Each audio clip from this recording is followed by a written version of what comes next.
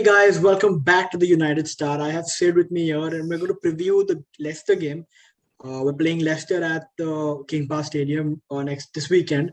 And getting into the game, Sid, Leicester have failed to deceive this season.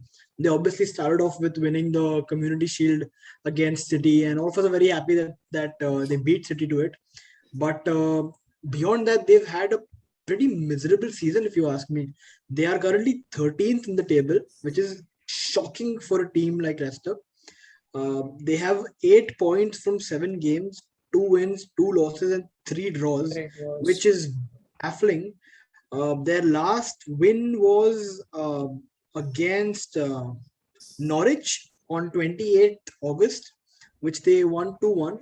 After Mhm. that, they've lost to City, they've drawn to Napoli in the Europa League, they've lost to Brighton, they've obviously beaten Millwall in the EFL, so Mhm. they've gone through, but they've drawn to Burnley, they've lost to Legia Warsaw in the Europa League, and they've drawn to Crystal Palace. So uh, it's been miserable to say the least.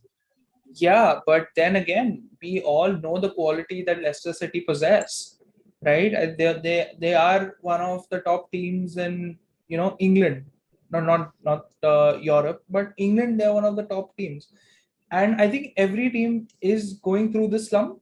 I think this international break could be useful for Leicester because most of the players can rest, recuperate, and then come back. I don't think they had many players who went out for internationals from their side. So I think this international break could uh, they could use it to recuperate and all, and then come back against us because Manchester United, one of the biggest clubs in England, and they want to be ready for this game and they want to win this game because last season, remember, they've not let us win at their turf, and we've not won against them at our home turf. Yeah, So I think yeah. Leicester would want to go again. I think if see beating Man City in the Community Shield itself was a statement, but I think a bigger statement would be, okay, you know what? Now we can go head to head with a team like Manchester United, who have the likes of Cristiano Ronaldo, Marcus Rashford, Jadon Sancho, Bruno Fernandes, Paul Pogba, and all these mega superstars in the team. So we have the ability to go toe to toe with them, and that would be a huge statement coming in from this Leicester side, and I think they will go all in for this game. Yeah. So looking at the injuries, obviously Leicester have NDD is out with a hamstring Mm. injury, and he's not expected to return till the 7th of November, I think. Wesley Fofana, obviously, in the preseason, he had that season-ending injury, and it's pretty unfortunate because he was looking very good. He is a very promising centre back, so unfortunate. And Johnny Evans has been out for the last couple of weeks, but he seems to have recovered from his illness. So Leicester are more or less strong. Like they don't have too many. Obviously, NDD is a big loss, but otherwise they're pretty decent.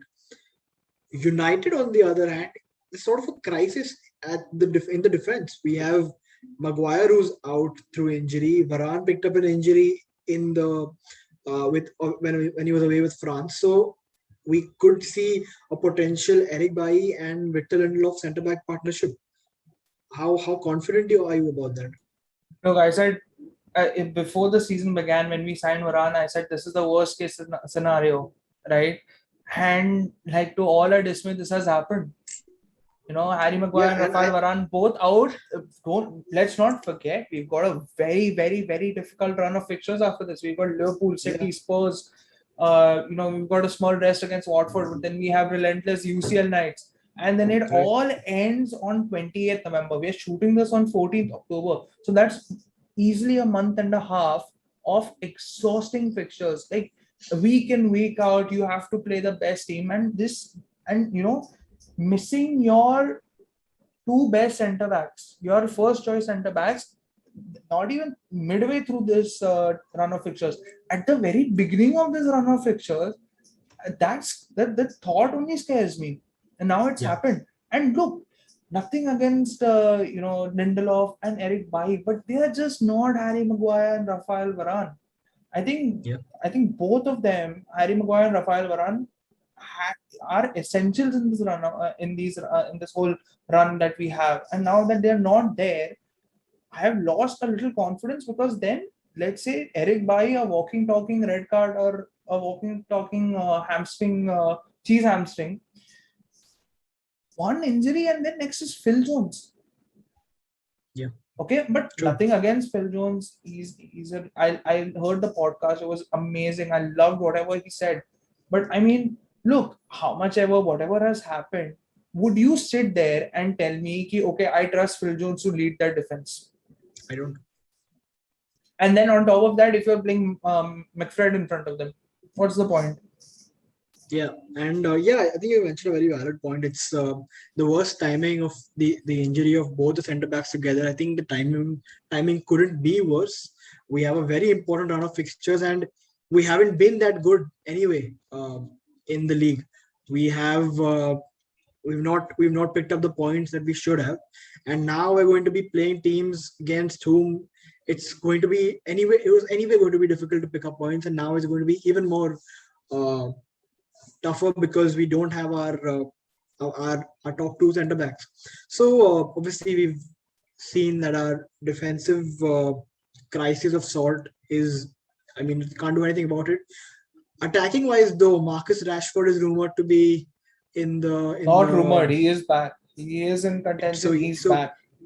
I don't know if he'll start though, but Rashford is back, and I'm so excited. I think it's after at least 2 seasons that we'll see a completely injury-free, nothing, no niggles, nothing, just a pure Marcus Rashford with the license to run at defenders, to take them on, and just dominate the left wing. How excited are you to see Dude, I'm Rashford very back? excited, man. I said this in the Hindi preview as well. Now you look at this team, okay? I think our flank play will be our biggest asset for us this season. Okay, look at the left flank. You got Luke Shaw and Marcus Rashford linking up. Right flank, you have potentially Jadon Sancho and Aaron Wan-Bissaka linking up. Up top, you have Cristiano Ronaldo. Just imagine the amount of chances we create if we use this to our strength. And like you said, Leicester, even their two centre backs are gone. Fofana and Johnny Evans. Johnny Evans, yeah, he's back, but I don't think he's back to his fittest yet. So I think our attacking prowess is much, much, much better than what Leicester's is. So I really want to see Ole Gunnar Solskjaer exploit that frailty in Leicester's defense and turn that game towards us. Because right now I'm not really confident that we will end up getting anything out of this game. Fair enough. So you mentioned Ronaldo, Rashford, and that is not mentioning Sancho. Bruno and Pogba and all also in the midfield. Yeah. So just let me know what your starting lineup, what your predicted lineup is. So I'm just going to stick with what I said in the Hindi preview. If you guys have not seen it and if you guys understand Hindi, go check it out. It's on the channel. You can of course subscribe before anything else. So yeah, my ideal 11 is going to be David and goal. Like I've said time and again, I think he has secured that number one spot right now because I think he has saved us from our asses getting whooped many times already, and it's just the beginning of the season. So I think David retains that number one spot. Luke Shaw, Victor Lindelof, Eric Bailly, and Aaron Wan-Bissaka are our back four. In front of them, I don't want to see McFred. I just do not want to see that partnership because that partnership is catastrophic to say the least. Okay, what I want to see is Scott McTominay and Paul Pogba, with Scott McTominay, of course, playing the more defensive role, and Pogba sort of being given the license to, move forward. But I think because Oli doesn't have his two best centre backs right now, he is going to add that protective cover of McFred in front of Lindelof and Bailly, which I'm but not. Will Fred be playing? Because Fred's not playing. Fred's not playing. Oh yeah. So yeah, okay, then that clears it up. Pogba and Scott McTominay playing the more defensive role. Pogba, pushing forward, being the more attacking one. In front of them, of course, Bruno Fernandes, Marcus Rashford on the left, Jadon Sancho on the right, because that is where his strongest is. He's his best player when he plays on the right. and Edinson Cavani up top, Cristiano Ronaldo up top. Yeah, What's fair yours? enough. Although I think I agree completely, but I think the midfield is going to be Matic and McTominay. That's what I feel, and I think Rashford isn't going to start. I think Pogba is going to start on the left, simply because, like you said, our centre backs might be a problem. So an extra defensive cover for them. That's what I think Oli would do, and that's the style of football he plays. I think he'd go with that. Otherwise, I think otherwise I completely agree with the lineup. Mm. Just the midfield is what I think Oli would do. Obviously, that's not the team I want to see play, but I think that's what Oli is going to do. So But does Donny get a nod here in this game or uh, anything? it's not worth even And you discussing you gotta right you now. gotta feel bad for the lad, man. He's such a good player, and I mean, Yeah, look, I mean this it's is also just this is something I don't like about the English media or in football media. When a player is doing well under a manager, they call it good management and all. And when a situation like Donny van de Beek's arises, you're calling it treatment and all. I think that's sort of diverting the whole this thing to Ollie out, Ollie in, when the topic really should be why is Van de Beek not getting the chance. But yeah, anyways, for that sure. was my two things on that topic. What is your predicted score, Sid? What do you Oh, think the I think scoreline we're will be? going to lose this game. And Really, it's I'll going to tell be you the. why. I'll tell you why. Okay. So you're going to say that our unbeaten record away from home is going to end? We are going to lose this. I'm telling you, we are going to lose this. I'll tell you why. Because this is a proven fact and it has happened multiple times. This season, though, 100% has happened. Okay.